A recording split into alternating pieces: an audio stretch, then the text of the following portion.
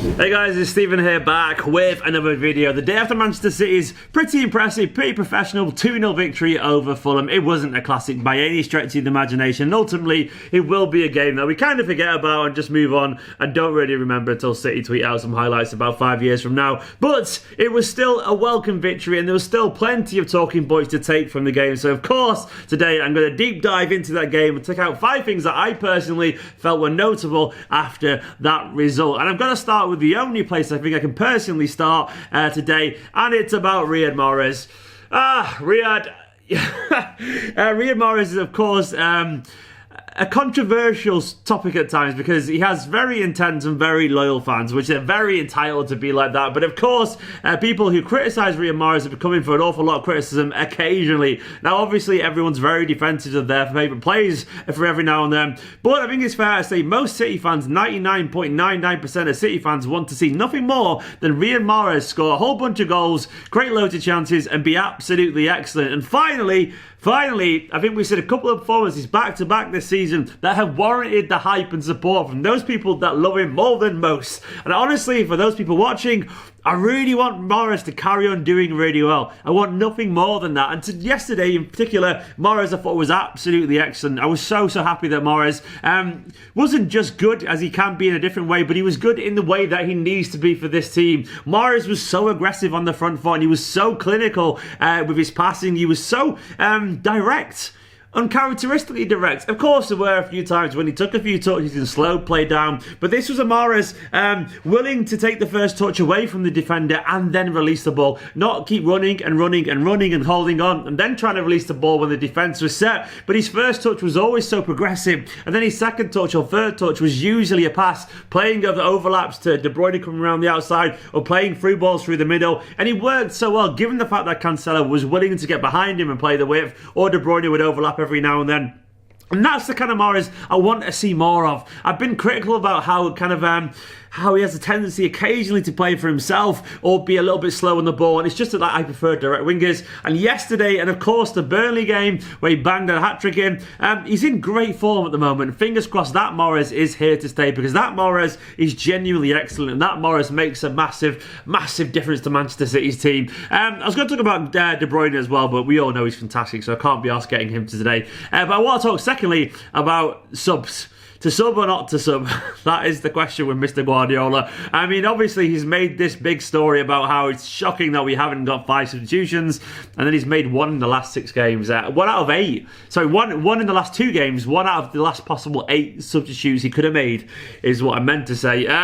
He made 0 substitutions yesterday. 0, despite, I think it's fair to say, the play's looking a little bit leggy towards the end. And Guardiola is clearly making some kind of point here.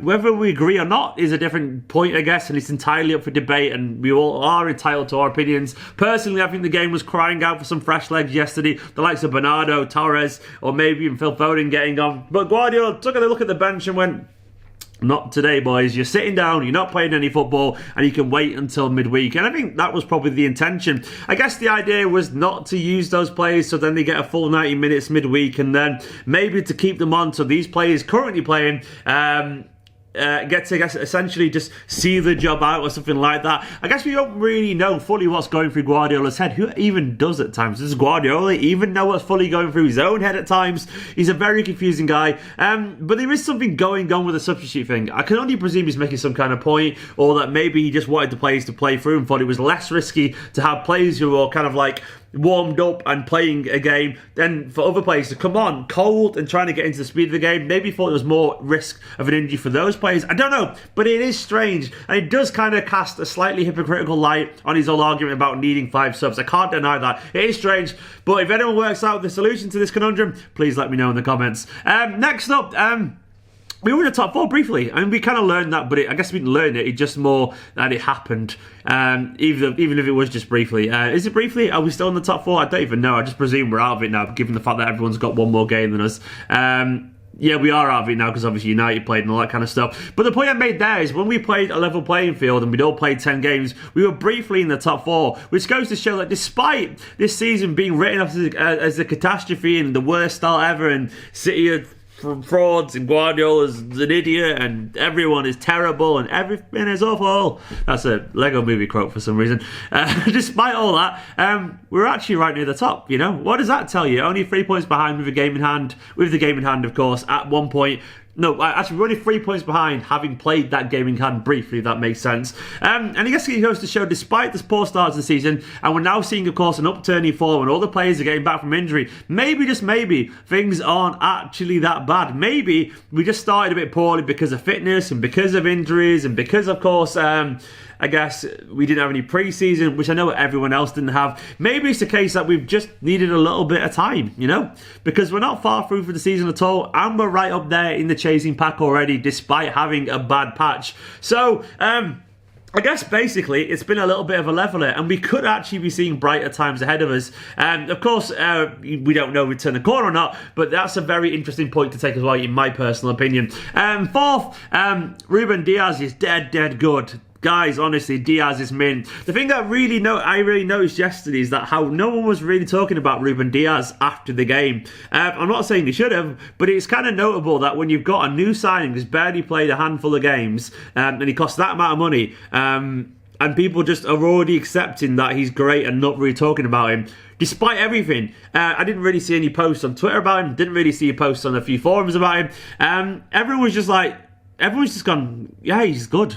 And that's it. We're already used to him. We're already bored in a good way, of how reliable he is. I mean, that is absolutely insane. This guy, he's only 23. He's only young, man. I wish I was 23. He's absolutely a baby in football terms. He's not even mature yet. He's up for the Young Player of the Year, potentially, if he plays well this season. I mean, genuinely, he's very young, and he's just settled into this defence and marshalled it like a man 10 years older with worlds more experience. And the effect he's had on the defence, 7 clean sheets out the last 9, you know. Diaz has been a big part of that, whether it's Stones alongside him, Laporte, or he's got Garcia, or he's got Mendy, or Zinchenko, or Walker, or Cancelo alongside him in defence. It doesn't matter. We just seem to be a much more cohesive unit. And of course, credit has to go to the defenders either side him as well. But it does feel like, to me at least, that one common denominator is Ruben Dias. And the fact that we're all so used to him being excellent already is the biggest and the highest compliment we could possibly give him. Ruben Dias is fantastic, and we're used to it already, and he's barely been here for any amount of time. Imagine when he actually gets comfortable in this country and plays more games. I absolutely love the guy. Finally, I think we've learned that the most important game of the season so far is going to be the Man United game. Honestly, this is the test. This is the litmus test. This is the big litmus test of our season so far. Is this change of form where we've seen City start to score a few goals and create some chances? Is it just because we've been playing, Burnley and Fulham and all that kind of stuff? Or is it that City have actually turned a corner, you know? Have we actually found Manchester City's mojo? Are we creating chances now because we're playing well, or was it because we were playing poor teams? That is what this game is going to test. I know United are an absolute, they're an enigma wrapped in a riddle, covered in a mystery. They're so confusing, United, but they're currently up in 5th, despite occasionally playing terribly, because I guess they've got the quality of Fernandes there.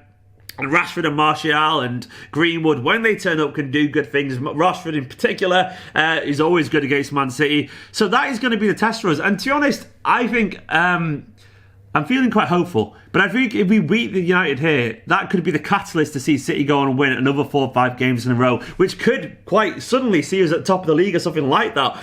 This game is huge. I genuinely believe this game is absolutely huge, because we need to see if this is going to be the one where the players can get up for it. I think it's fair to say in recent history, very recent history, City have a terrible record against United. They beat us so many times last season, annoyingly. Despite us initially under Guardiola having a good record in derbies, it's got pretty bad recently. And I want to see City, rested City, a focused Man City, really go for United. And I think we've learned now that everything we've done over this season so far, the downs and now the current little highs, they're going to be judged at the start of the season, our current form, on this one game. Of course, there's a chance we could lose it and then another win 8 games in a row, something like that. But I do believe this could be the thing that really cements our current confidence if we get a little bit of luck and win that game, because we need a big performance against United next week. And hopefully we will get there. Guys, that's just 5 things that I personally took from the game. Obviously, there was loads more to talk about, and I'm sure you'll be waffling away in the comments as I waffle away on videos about the game. So make sure to let me know what your thoughts on the video and obviously